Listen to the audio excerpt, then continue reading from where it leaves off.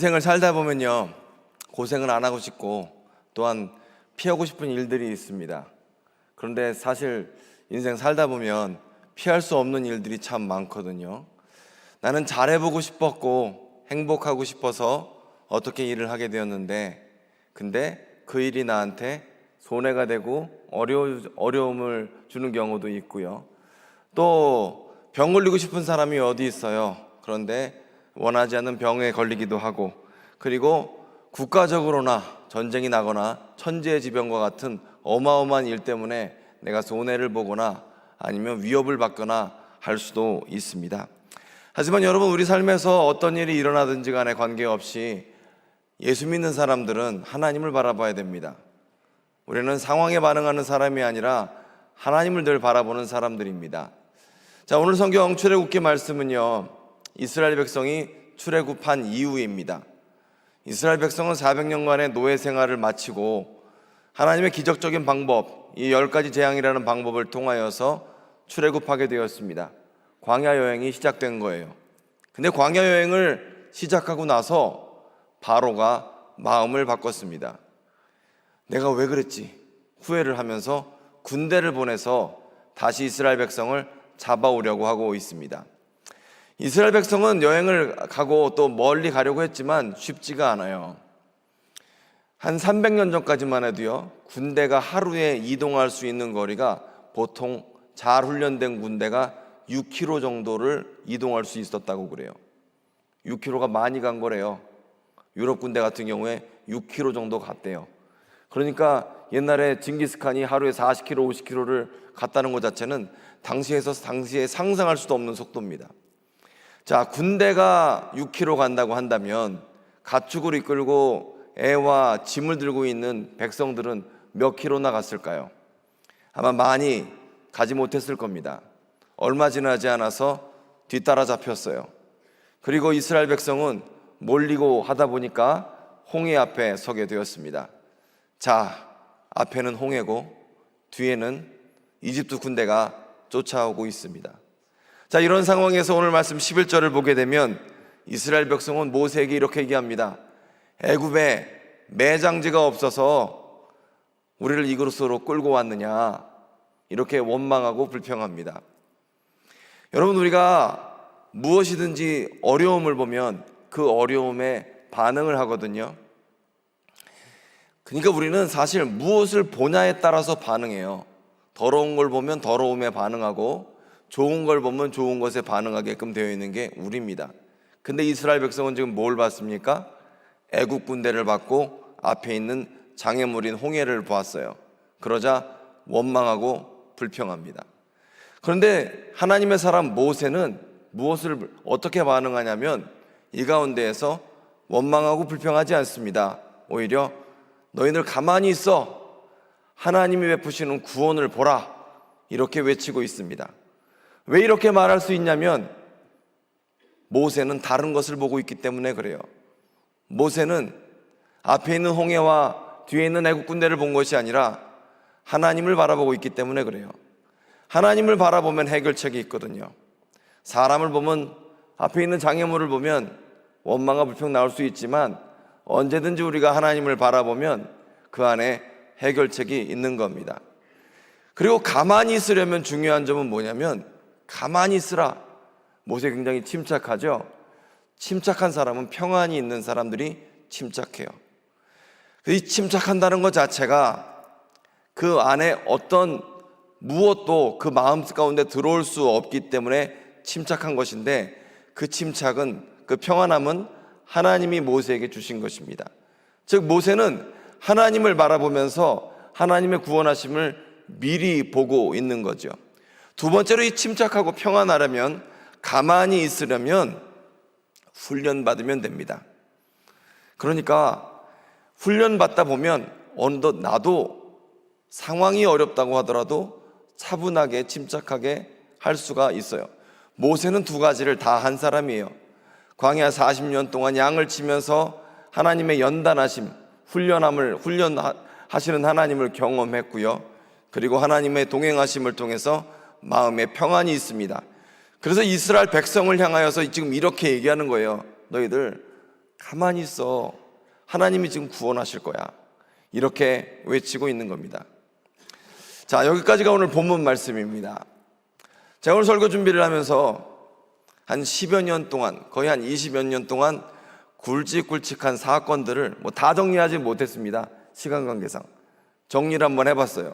먼저 제 삶에서, 또 여러분 삶에서 가장 임팩트 있던 사건은 1997년 국가부도 사태, IMF였죠. 이때 힘들었어요. 나라가 망했다 그랬어요. 구리시 집값이 3분의 1로 떨어질 것이다. 그리고 국가가 묻어났으니까 이제 큰일 났다. 온 나라가 난리였습니다. 금모기를 하고 별의별 일이 많았어요. 허둥지둥 되고 전 국민이 패닉에 빠졌었습니다. 그리고 나서 2002년에 연평도 해전이 있었죠. 그래서 우리나라 해군과 북한 해군이 싸웠습니다.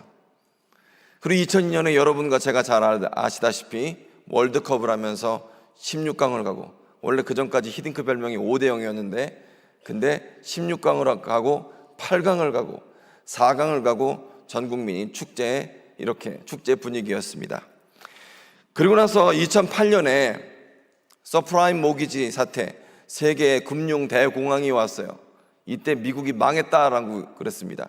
그래서 힐러리 클린턴이 중국에 가서, 아마 국무장관이었나 그랬을 텐데, 미국에 투자하라 이렇게 중국 대학생들에게 그렇게 이제 연설하고, 그러고 나서 미국 망한 거 아니냐 이런 얘기를 중국 대학생한테 듣기도 했었습니다. 그리고 우리나라는 사실 금융 대공황 영향을 많이 받지 않았는데 전 세계적으로 이때 굉장히 힘들었어요. 그리고 2010년에 연평도 또 포격을 했습니다. 저는 이때 생중계를 봤었는데 그때 불이 나고 전쟁 난 거 아니냐 그런 얘기를 했었어요. 그리고 2014년에 슬프게도 세월호 사건이 있었죠. 처음에는 전원 구조됐다라는 얘기를 뉴스 속보로 봤는데 시신 하나하나 다 건져내기 위해서 몇 달 동안 고생을 했었죠. 2017년에는 대통령 탄핵 사건이 있었죠. 그래서 박근혜 대통령이 탄핵을 당했고요. 사실 그전에도 노무현 대통령 때도 탄핵을 하려고 했지만 탄핵이 되질 않았었어요. 그리고 2019년도에 코로나 사건이 있었습니다. 코로나 사건은 제가 부임하고 한 달 있다가 일어난 거예요. 와, 지금 생각해도 끔찍합니다. 코로나 일어나고 나서 얼마 있다가 교회 폐쇄, 20명 이상 못 들어온다. 그리고 한국에 있는 대부분의 교회들이 자발적으로 문을 닫았습니다. 몇 달 동안이나 문을 닫았어요. 초대형 교회들, 대형 교회들 다 문을 닫았었어요. 그리고 그때 확진자가 되면 확 찐다고 그래서 인구의 30%가 뚱뚱이가 됐다. 제가 그때 찐 살이 아직도 안 빠져요, 지금. 코로나를 겪었고요. 그리고 이제 코로나 퇴치가 안 된다. 코로나와 공존하고 살아야 된다라는 얘기를 하고 2022년에 우크라이나 전쟁이 있었습니다. 지금까지도 전쟁은 벌어지고 있고요. 중간에 일본이 우리를 화이트리스트에서 배제했다고 그래서 무역 분쟁이 있기도 했고요. 그 다음에 미국 쇠고기 파당이 있기도 했고요. 굵직굵직한 사건들이 참 많았어요. 그리고 저는요, 날짜를 세어보니까, 연도수를 세어보니까 한 4, 5년에 한 번씩 큰 게 있더라고요. 그래서 저는 내년에 큰 거 하나 터진다 싶습니다. 왜냐면 수치가 그래요, 수치가. 자, 근데 지금 제가 여러분에게 말씀드린 사건들은 자연재해와 같아요. 여러분이 잘못한 거 하나도 없어요. 여러분의 결정도 아니었습니다. 그런데 여러분은 그 일 때문에 돈을 벌기도 하고 아니면 망하기도 합니다. 코로나가 벌어진 다음에 영화관 망했어요. 엄청 많이 망했어요. 헬스장, 요가 다 힘들었어요. 안 돼요. 여러분의 결정 아닌데 내가 피해를 봐요. 이건 피치 못할 일들이에요. 그리고 저와 여러분은 생명체를 받은 사람으로서 생로병사를 벗어날 수 없어요. 우리는 깐나라기로 태어나요. 너무 이쁘고 귀엽게. 그리고 점점 소녀가 되고 늙어갑니다. 성장하면서 처녀가 되고 시집을 가요. 그리고 시집 간 다음에 애들 시집장가 보내고 또 그리고 어떻게 됩니까? 할머니가 되고 병 걸리고 그리고 인생 그렇게 마무리하는 게 우리예요. 생로병사를 피할 수 없어요. 여러분은 태어나서 성장하고 병 걸리고 아프고 결국 죽어요. 누구도 예외 없어요. 어떤 사람도 예외 없어요. 어떤 권력을 잡았든지 간에 늙는 거 피할 수 없고 죽는 거 피할 수 없어요. 이게 우리가 인간이기 때문에 겪는 겁니다. 그런데 여러분, 천재지변과 같은 여러 가지 사건들, 그리고 여러분이 인생이기 때문에 겪는 이 생로병사 일들 안 당할 수 있습니까? 여러분 고생 안 하고 싶으시죠?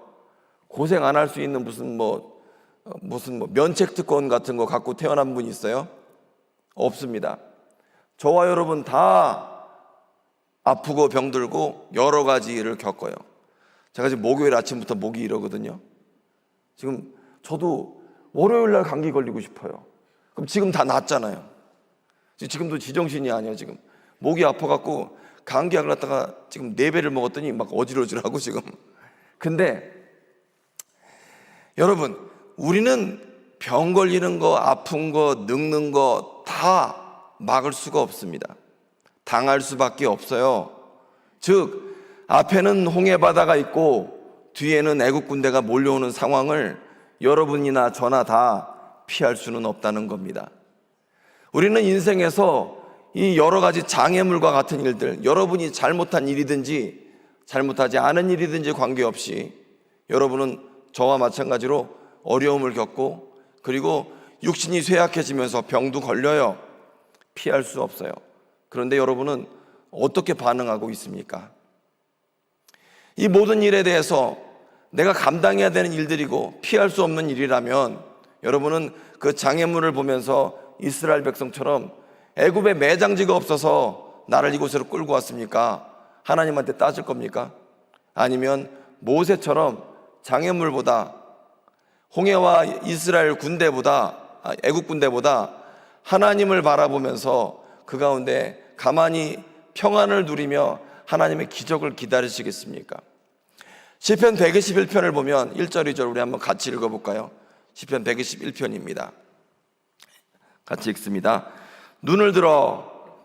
내가 산을 향하여 눈을 들리라.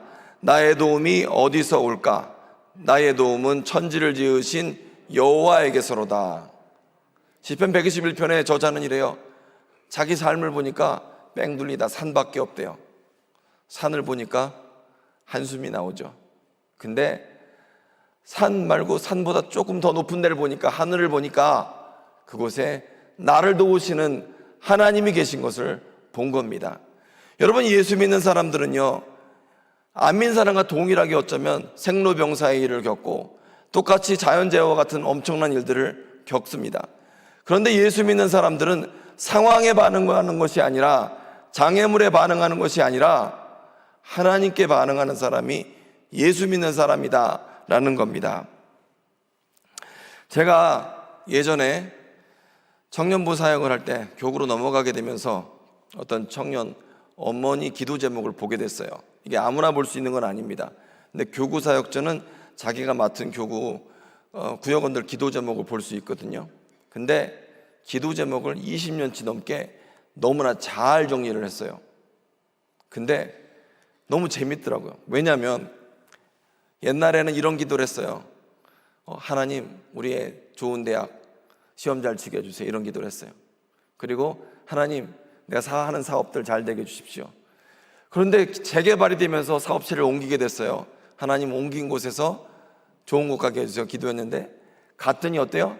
옆에 동종업체가 같이 있어요. 경쟁업체가 다 같이 있어요. 이거 놓고 기도해요. 그리고 병 걸리기도 하고 낫기도 하고 애 시집장가 보내는 거 위해서 기도하기도 하고 하는 기도 제목이 20년치가 있었어요. 근데 20년이 지난 제 시점에서 그 기도 제목을 보는데 안 된 거 없더라고요. 다 됐어요. 다 잘 풀렸어요. 여러분의 인생을 한번 되돌아보세요. 20년 동안 여러분, 어떤 분은 직장에서 쫓겨났기도 했고, 어떤 분은 사업을 시작하기도 했고, 어떤 분은 이직을 하기도 했고 대학에 들어가기도 했고 별의별 일이 다 있었습니다. 근데 돌이켜보면 그때 그렇게 원망하고 불평하고 염려할 필요가 있었을까요? 그럴 필요 없었잖아요. 저도 마찬가지예요. 내가 옛날에 왜 그렇게 절망했을까? 지금 생각해보면 절망할 일이 아니에요. 왜요? 하나님을 바라보면 절망하지 않아도 되니까요. 근데 가끔 우리의 모습을 보면 지금 당장 도우시는 하나님을 보기보다 내 앞에 있는 장애물을 보면서 원망하고 불평하고 답답해한다라는 겁니다. 그런데 하나님께서 우리에게 가만히 있으라고 말씀하실 때 이 가만히 있는 것은 아무것도 안 하고 목 빼고 있는 게 아닙니다. 믿음으로 담대하게 기다리라고 하는 겁니다. 시편 27편 14절을 보면 우리 한번 같이 읽겠습니다. 27편 14절입니다. 시작. 너는 여호와를 기다릴지어다. 강하고 담대하며 여호와를 기다릴지어다. 제가 개인적으로 되게 좋아하는 말씀이에요. 기다리는 것은 언제 일이 이루어지려나 이러는 게 아니라 꼭 군인이 기습 공격을 하기 위해서 가만히 움츠리고 있는 거예요. 호랑이가 사슴사냥을 하기 위해서 자기 사정권 안에 들어오기를 간절히 기다리는 거예요. 왜? 잡아먹어야 되니까. 지금 공격해야 되니까. 여러분, 믿음을 가진 사람이 하나님을 바라보고 기다린다는 것은 하나님께서 지금 내 삶에 베풀어 주신 기적을 보며 지금 움츠러드는 게 아니라 그것에 대해서 기쁠 준비, 누릴 준비를 하고 있는 것을 말하고 있는 것입니다. 여러분 삶에서 예외 없습니다. 앞으로도 천재지변 같은 일들이 있고 제가 예언한 것처럼 내년에 뭔가 엄청난 일이 일어날지도 몰라요. 근데 누구도 고난이 없는 인생이 없고 장애물이 없는 인생은 없어요. 병 안 걸리는 사람 하나도 없어요. 근데 이런 모든 일들 가운데에서 우리는 문제를 회피하는 방식으로는 안 돼요. 오히려 하나님을 바라보고 주님께서 주시는 경건의 능력과 믿음의 능력으로 기다리면서 승리해야 한다는 겁니다. 여러분, 오늘 27편 14절 말씀 같이 한번 다시 읽고 설교 마무리하도록 하겠습니다. 같이 읽습니다. 너는 여호와를 기다릴지어다. 강하고 담대하며 여호와를 기다릴지어다. 여러분 삶에서 피할 수 없는 일들이 있어요. 앞에는 홍해가 있고 뒤에는 애국 군대가 있습니다. 얘네들은요, 지금 없어지더라도 또 나타납니다. 어떻게 할까요? 삶의 문제가 생길 때마다 원망하고 불평하고 주저앉아야겠습니까? 그럴 때마다 기도하십시오. 그럴 때마다 하나님을 바라보십시오. 믿음의 연단 가운데 영적인 평안을 누리시는 여러분들 되시길 바랍니다. 기도하겠습니다.